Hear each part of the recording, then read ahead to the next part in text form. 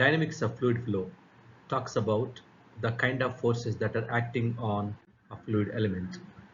And using Newton's second law of motion, one can understand the kind of forces that are acting on any fluid element. Basically, there are 5 types of forces that act on a fluid element. One is gravity force, the pressure force, force due to viscosity, force due to turbulence, and force due to compressibility.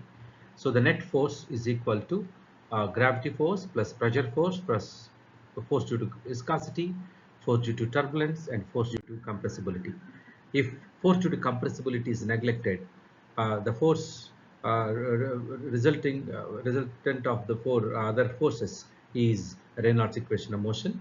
If the force due to turbulence is also neglected, then the equation that emerge out of those with those three forces is Navier-Stokes equation of motion.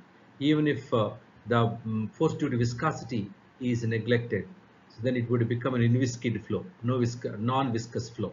Then the kind of equation we obtain is Euler's equation of motion. So how do we derive Euler's equation of motion? So Euler's equation of motion consider uh, two kind of forces. Number one, gravity force and pressure force. Pressure force, if you take a cylindrical fluid element along with the streamline as shown in the figure of cylindrical fluid element, left side, there is a pressure force along with the streamline PdA due to pressure on the area of the cylinder AA, and because of for the change in length ds, the change in pressure is equal to P plus dou P by dou S into ds into dA. So these are the two forces acting on the fluid element, and if you take the free body diagram of that fluid element, these two are the pressure forces. If you talk about the body force, that is the weight of the cylindrical fluid element.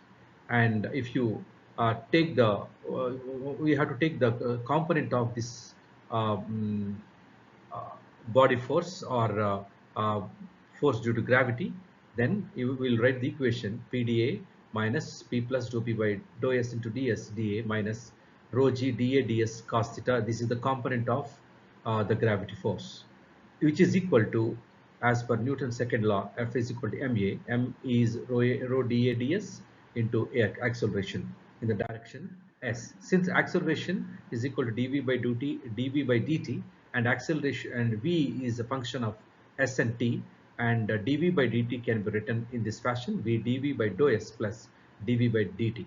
If you consider the flow is steady, then dv by dt is equal to 0, then acceleration is equal to v dv by dou s. Substituting these values, you will get the equation as written and given below.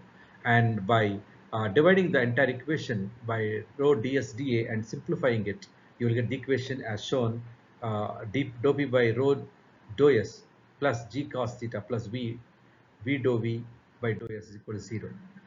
So this is called as Euler's equation of motion, and substituting the value of cos theta with dz by ds, then the whole equation would be like this. And by integrating the whole equation, we will get the Bernoulli's equation of motion.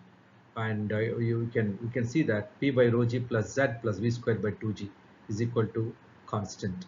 The meaning is that the pressure head plus potential head plus kinetic head is equal to constant, or the total energy of the fluid flowing in a system will remain constant. So this Bernoulli's equation of motion talks about the conservation of energy. Thank you.